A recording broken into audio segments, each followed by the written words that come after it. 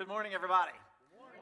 Welcome to all of you in the room here at our physical campus of Brown Road in Mesa, Arizona. Welcome to all of you in our global campus on the World Wide Web, watching literally from across the country. We're glad you're here. We're in a series we're calling Repurposed, about what is the purpose of our life and how has that been affected, how has that been adjusted, adapted, changed, transformed as we go through this pandemic. And we've talked about what it's like to belong to God's family. We've talked about what it's like to become more like Jesus through spiritual maturity.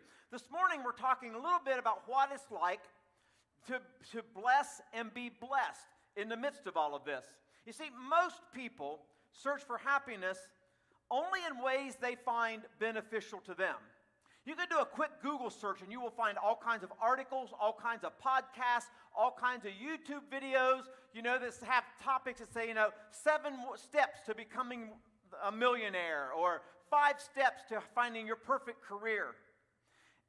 And we think we're going to find fulfillment in those things, and we can find some necessity in those things, but what if fulfillment? What if a lifetime of God's blessings aren't about self-aggrandizement? What if fulfillment and blessing are found in helping others? Now, don't misunderstand me. I am not saying that we cannot be happy or proud or even successful in the things we do with our work or in the amount of income we earn through that work. I am saying that we cannot find fulfillment only in the things we do with our work or in the amount of income we earn through our work. Because fulfillment is found only in serving others. In the book of Galatians, we would read these words. It says, God in His grace chose me even before I was born, and chose me, and doing so, what did He do? Talk to me. He called me to do what? To serve Him. Here is something we have to understand. As followers of Jesus, when you accept God's invitation, God's call to salvation, to give your life to Him, to be born again, whatever flavor you want to attach to it, you're not only called to receive the salvation, to receive the redemption, to receive the forgiveness. A call to salvation is also a call to service. Now here's the question a lot of people ask. David, I'm called to serve God. How do I serve God? You serve a father by serving their children. Does that make sense? We serve God by taking care of His children. This morning I'm going to walk you through 4 things, 4 steps that God has planted in every one of our lives. And the only way those things grow, the only thing those things develop, the only thing those ways blossom and open up are done so as we serve others. So what's it look like to use our lives to serve others? First thought is this.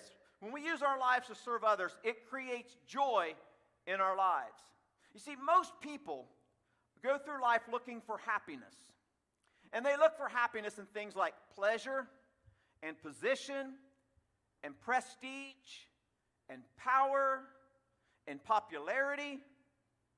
They think they can find happiness alone in things like their salary or sex or success. And here's what I want you to understand. There's absolutely nothing wrong with any of those things in and of themselves. In fact, they are necessary parts of our lives, but do you understand that as necessary as they are also only a partial part of our lives, a partial part of finding what God is that has for us, because everything about them is equally passing and temporary. Why is that? Because happiness is fed to us through externals. Happiness comes into our lives from the outside in. You are happy when you find a new relationship. You're happy if your boss gives you a raise. You're happy if you get that new job. You're happy if your favorite sports team wins. You're happy when someone is kind to you. You're happy in all those things that you find that you do in life, and they bring us happiness, a sense of pleasure from the outside in. But each and every one of those, as wonderful as they are in the moment, are also partial and temporary. Because eventually, the new car that you bought that brought you so much happiness begins to fade and it needs repairs. Eventually, the new relationship, if we're not careful, begins to be taken for granted. Some of the shine goes off it. Eventually, the new job has demands on our life, and we begin to feel the pressures of the job, and the excitement, the happiness that we found in getting that job begins to wear off. Everything in life that brings happiness is temporary, and it's partial. And most people go through life looking for happiness, but that's not the Bible's objective. Happiness is wonderful. It's a part of life. Get as much happiness in your life as you possibly can. But the Bible's objective in your life and mine is that we find joy. Happiness is external. It comes from the outside in. Joy is internal. Joy flows from the inside out. Joy is all about the things that we have within us that flow out of us, and usually that is done in the benefit or the expression of things towards others. I mean, this time of year, we talk a lot about the Christmas season, and one of the buzzwords in the Christmas season is the word joy. Would you agree? I mean, what's one of the most popular Christmas hymns we sing every year? Joy to the world, right? Now, here's the question. Do you ever wonder why we associate joy with Christmas?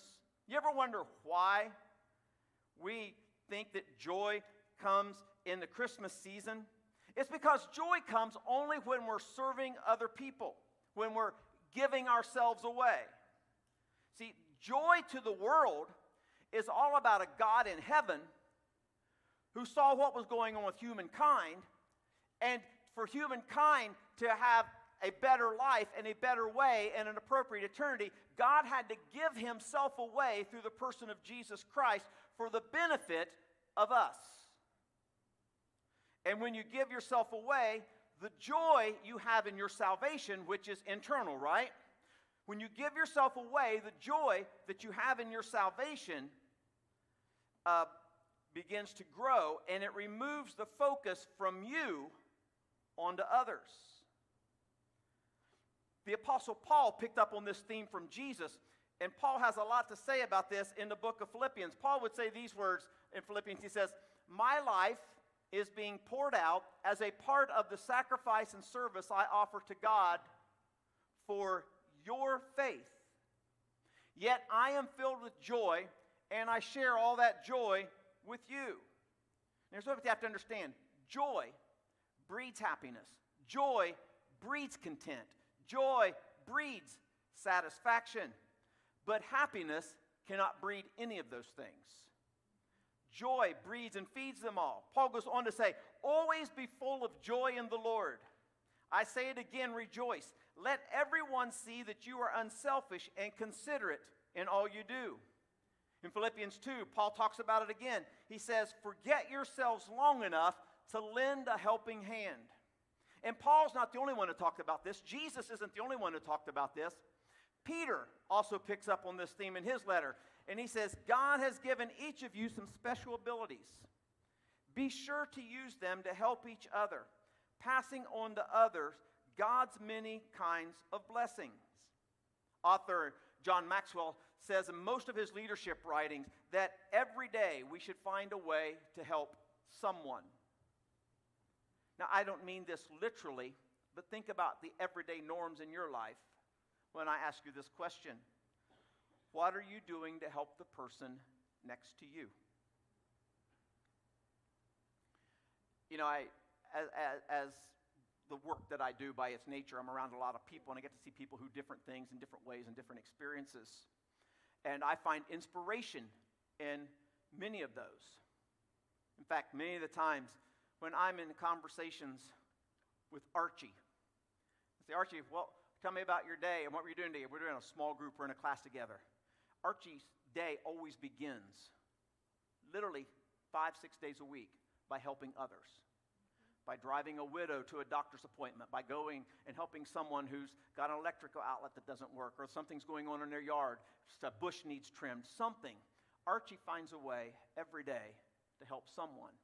I've been very blessed to have some people who have achieved some things in life pour into my life. And this past Thursday, I was having a phone call with a man who has made his reputation as a business and leadership and management consultant to hospitals and nursing homes, and more recently, as he's kind of approaching the later years of his life, he does that with some churches. And he and I talk about every other month, and on more normal circumstances, we're together about 4 or 5 times a year speaking at different conferences and things. And Alan lives in Sarasota, Florida, and we were talking Thursday afternoon, and we were just playing catch-up on how one another's doing. And I said, oh, what do you do during the pandemic? And he said, well, every morning, David, I get up and go for a walk on the beach. And I said a bad word to him. Not really. He said, every day I get up and do a walk on the beach. And then during the pandemic, I'm not traveling. I'm doing a lot of Zoom calls. He said, so I had to have an outlet for all this stuff. And he said, so I go around to multiple neighbors and make sure they have enough groceries. Or make sure that if they need something to the post office, can I take them to the post office? Because Sarasota, Florida is much like the greater Phoenix area. There are a lot of folks in retirement. And I thought, here's a man who doesn't need to earn another dollar in his life, who doesn't need to earn anything more about his reputation. He doesn't need to write another book. What's he doing in his spare time? He's going around and he's serving others in his neighborhood. Because when we serve others, it creates joy in our lives. And in that process, the second thing happens naturally. When we serve others, then it improves our relationships. I don't know if you've ever thought of it in these terms or not, but 100% of customers, 100% of clients, 100% of church members, 100% of family members, 100% of students, 100% of patients, 100% of employees, 100% of employees are all people. 100%. And if you're going to ever understand business, if you're going to understand ministry, if you're going to understand family, if you're going to understand life, you have to understand people. And relationships get better when we serve and help others. Now, here's the interesting thing.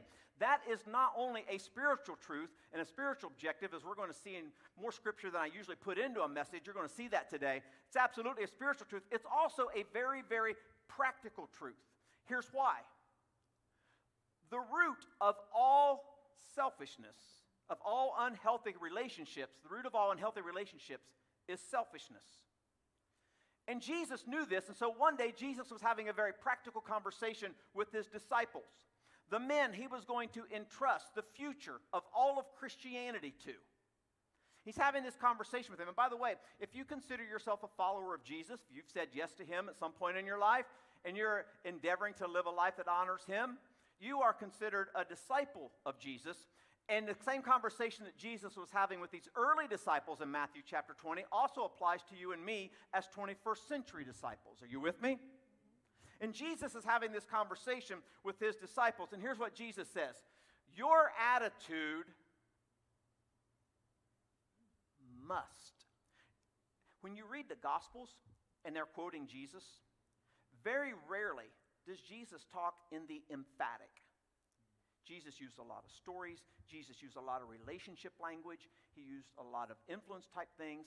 But when he's with his people, when he's with the people that he's entrusting to do something amazing, something difficult, something challenging, Jesus says there are a lot of things in life that fall in the grayscale. There are a lot of things in life that you're going to have some latitude on. There are a lot of things in life that your personality or your personal circumstances are going to play into. But there are a few things in life that you must do right. And Jesus says, your attitude must be like my own. Well, Jesus, what is your attitude? I did not come to be served, but to serve. See, folks, you can learn to become unselfish by serving. Now, sometimes we're selfish people and we know we're selfish people. Sometimes we get selfish just out of necessity. We're going through a tough time, a difficult season. We're going through a trying time. Selfishness is basically the focus on oneself and the lack of focus on others. Is that a reasonable explanation?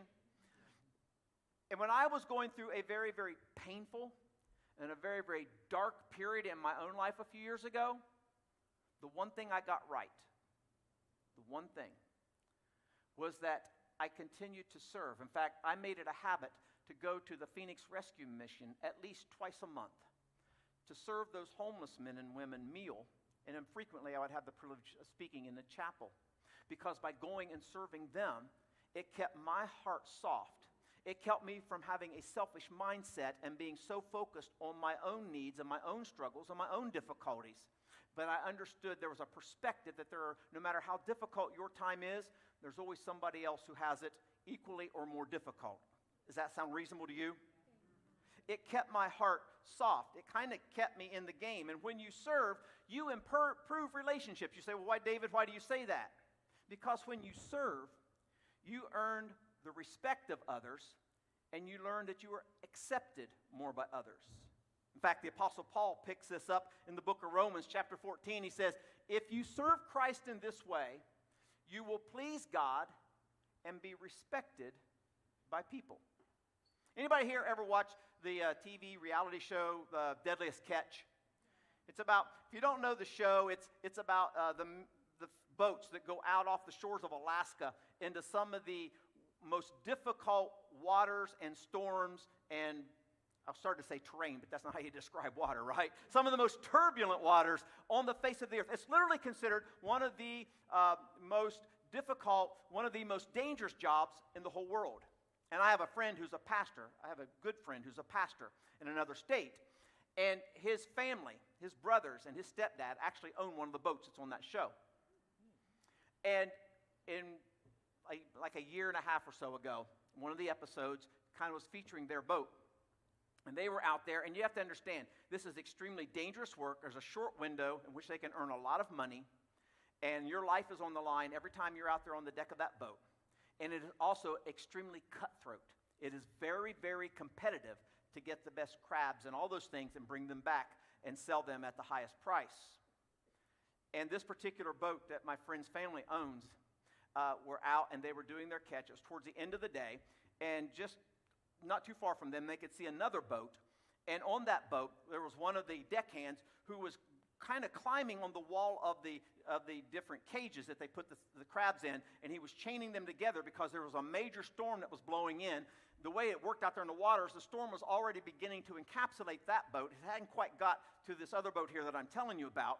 And they were watching that guy, and they were thinking, this is stupid. That guy could die. He could fall in. A big wave come by, and he's gone. And they no more than said that, and a big wave came by, and he was gone.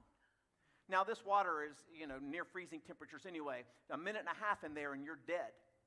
And here's the interesting thing. In this cutthroat business, where boats are competing with boats for the biggest prize, these men didn't hesitate.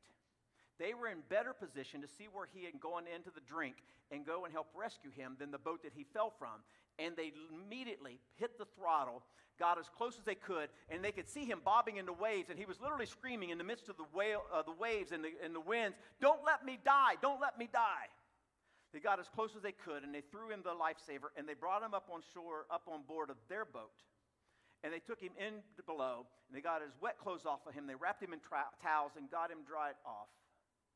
They put their lives in jeopardy because they drove into the storm to rescue a competitor who had fallen off of his boat and was literally going to die.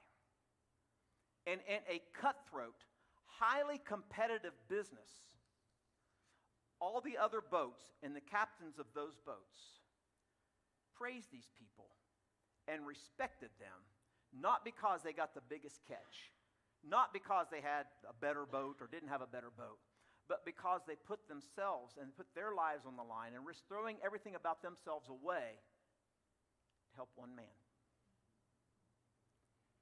The Bible talks from beginning to end, Old Testament and New, about the blessings and the call to blessing that come in our lives and the fulfillment that we have and the joy that we experience and relationships grow from cover to cover.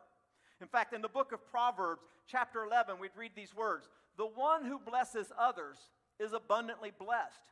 Those who help others are helped." Proverbs says in another chapter, "The generous will themselves be blessed, for they share their food with the poor." Accepted and respected. Which leads me to thought number 3. You've got the joy, you've got the better relationships. Third thought is this: it makes our lives meaningful.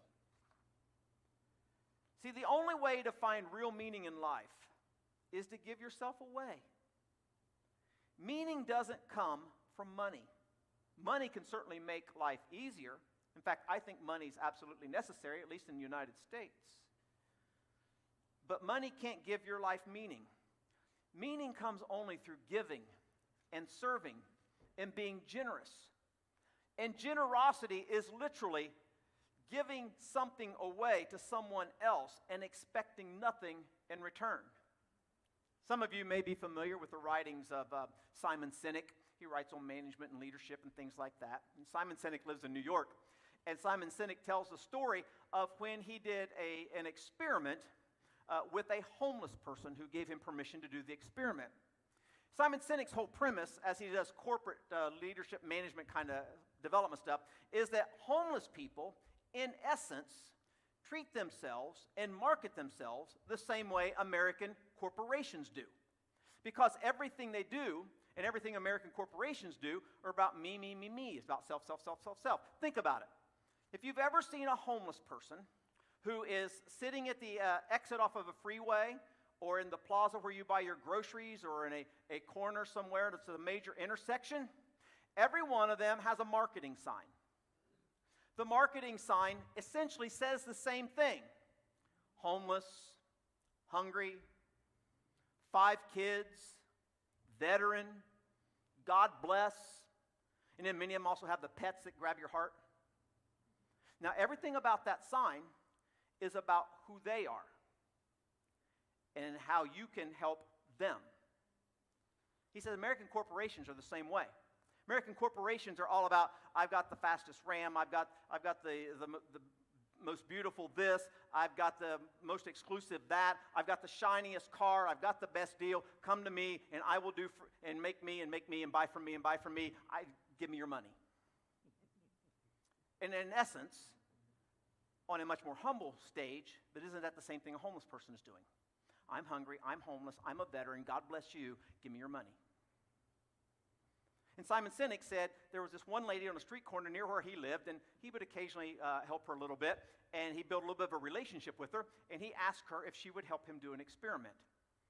He said, "How much money do you make on a typical day?" And she said, "Typically I am out here at least 6 days a week and frequently 7. And on an average day, I'm here 8 to 10 hours a day, and I make $20 to $30 a day." And she had kind of built her budget, if you will, and her lifestyle around $20 to $30 a day.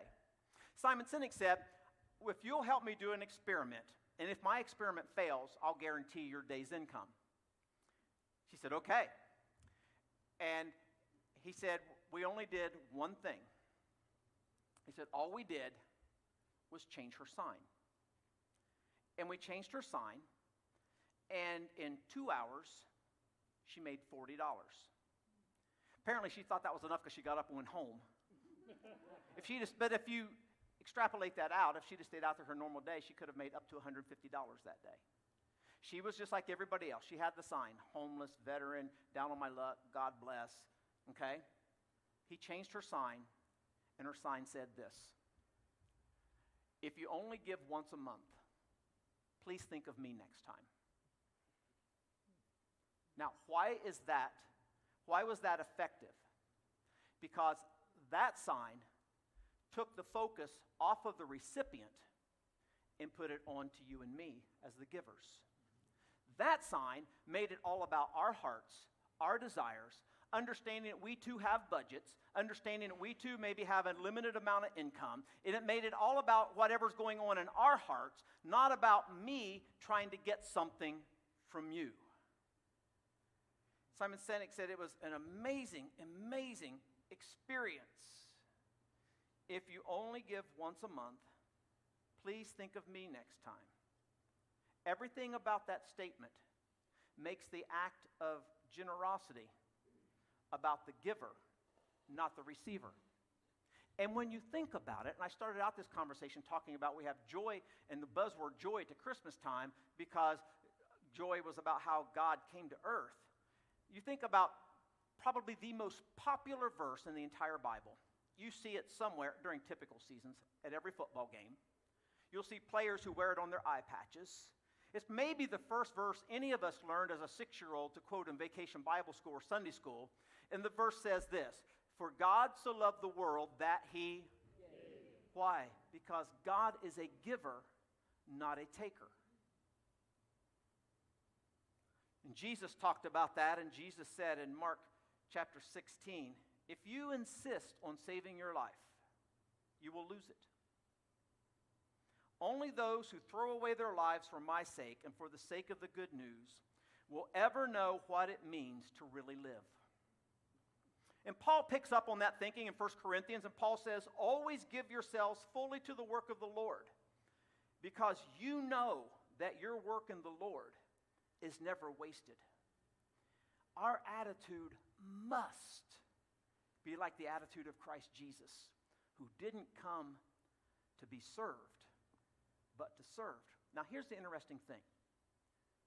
If you can begin to grasp that our lives are meant to serve others, and in the process that creates joy, and in the process that improves our relationships, and in the process it brings meaning to our lives, then you'll certainly understand that when you add up the joy and the relationships in the meaning, that eventually you get to a point where you're making a lasting difference. See, your service leaves a humongous mark. At our business meeting this afternoon, you'll get to hear a little bit about some of the service of Connect Church, of you all, collectively, upon our community. But it always leaves a huge mark. But I think of it in terms like this. If you were to ask me to speak at your funeral, what would I have to say about you? Whenever I'm putting together a funeral message, I always hear A, B, and C about an individual. But I would want to know, as a participant or a member of Connect Church, physical and digital, what were your spiritual gifts? How did you exercise them for others? If you had the gift of leadership, how did you lead others in a life of service? If you have the gifts of mercy, how did you exercise that around others? If you have the gift of helps, how did you help others? If you have the gift of hospitality, how did you make life more hospitable for others? There's a lady in our church I joke with about almost every week about this because she loves serving, she loves helping, she loves making a difference for others. And while she has her own job and a whole lot of responsibilities, she kind of has her own free Uber business. And she'll just make sure that kids and parents get to where they need to get, sometimes early in the morning before she even goes to do her own job. That's the kind of people I want to build my life around and with. You know, my mom and dad have both asked me that when their time comes, and Mom and Dad, I know you're watching in real time in Ohio, and I'm in no hurry for this. But when their time comes, will I speak at their funerals? And sometime Tammy would ask me, David, I don't know if I could do that. That would be hard. I'm going, you kidding? It's going to be the easiest funerals I've ever done in my life. Why? How? So I've watched two very humble people literally give their lives away, serving others. If their funeral starts on Monday, we'll be there till Friday before I get done sharing all that stuff. You make a lasting difference See, if you were to die tomorrow, would other people say about you, she was a real blessing? He was a real blessing. Proverbs chapter 10 says, good people will be remembered as a blessing. See, when you are called by God to be blessed, it means you are also called to be a blessing. And God pours into your life for the purpose of creating within you the capacity to pour into the lives of others. Gospel of Matthew chapter 20, Jesus says, if you want to be great, you must be the servant of all the others. And in the book of Hebrews, it says, God is fair. He will not forget the work you did and the love you showed for him by helping his people. And he will remember that you are still helping them. And then I love the Gospel of John. And Jesus again talking about this. And he says, my Father will honor who? Just the members of the church on the hill? Just the members of Connect Church? Just the members of Red Mountain Community Church? My Father will honor anyone. Look at the person next to you and say, that's you. Anyone who serves me. You know, there is a name globally that is associated with true servanthood. I bet I could give each of you one guess, and 95% of you in this room would get it. Mother. I was wrong 100% of you. Now, Mother Teresa served the poorest of the poor in Calcutta, India, right? That's where she made her life. In fact, she literally would bring dying people into her own house and serve them and bind up their wounds. And the men and women that Mother Teresa served in Calcutta, India, had no influence on anybody else in this world. They were the neediest. They were the poorest. They were sometimes the most ill. They had absolutely no influence on their city block, in their community, much less on the global scale. And yet I find it fascinating that this very humble nun gained global influence by serving people who had literally no influence. And think about her influence, just simply because she served the poor of Calcutta and would do all of these types of things, and many of you in this room know enough about her that we don't have to talk about it. She is the one person who could walk onto the floor of the United States Congress and you could hear a pin drop. She spoke before the United Nations. She had lunch with the presidents of the United States. When she was out speaking at multiple audiences, at least in the United States, frequently she was introduced by the senators from the states where she was speaking. In 1979, she was awarded the Nobel Peace Prize. And it was very common when she would be out of Calcutta and in other areas for Mother Teresa to be asked about what she does and why she does it. And Mother Teresa always gave the same answer. Every time her response was the same, and it was this: I exist for Jesus. All I do is for him. She never talked about the blessing that comes from serving others while it was there. She never talked about some of the adulation she received from serving others. She never even talked about the what we would call the social work aspect of serving others and how important that is. She said, all I do is for Jesus. Now, Connect, you and I are probably never going to have the platform that Mother Teresa had. But we can have the same heart. We can have a heart that finds real joy in serving others. And we make a difference when we choose to give our lives away, to give ourselves away. That's why at this particular church, and those of you online, maybe you don't get to see this, but when you come walking in almost every week, there's a way for us to provide some type of goods for one of our social ministry partners here in our community. That's why on Christmas Eve, we always set up a particular donation box, if you will, for socks and blankets that we can take to those who are less fortunate than us. And it's one thing to do it with and through Connect Church. Absolutely, we want to do that as a fellowship. But it is the must-have attitude of Jesus Christ that every single one of us has to employ in our own lives, in our own neighborhoods, in our own places of employment, to serve other people because of Jesus. And the call to be blessed is a call to bless someone every day. And so, Father, it's with that thought in mind that we would hit the pause button here in this conversation. God, you've absolutely blessed Connect Church with people who are a blessing to others. You've given us just an outstanding year in the middle of uncertainty and a global pandemic. And one of the things that you've enabled us to do through the generosity of folks that are sitting in this room and many of those who are joining us online is to serve our community.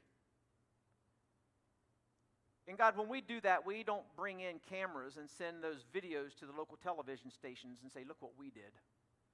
And we don't make it about ourselves.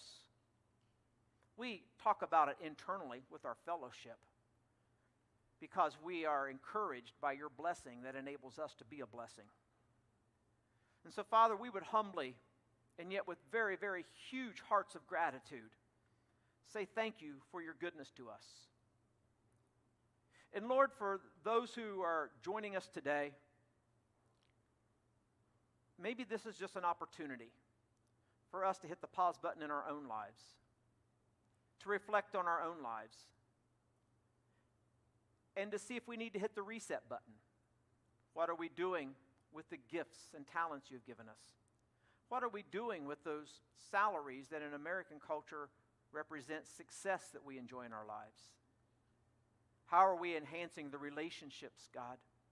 And God, are we settling for happiness or are we pursuing joy? Those are all real spiritual questions that can only be answered between my heart and your heart, be between the individual hearts of all these folks in your heart. You have called us, God, to be blessed. And to be blessed means to be a blessing, to serve others as Jesus did, to have his attitude. And so, Father, we love you and we honor you and we worship you. In Christ's name, amen. Folks, thanks for your time. I appreciate it.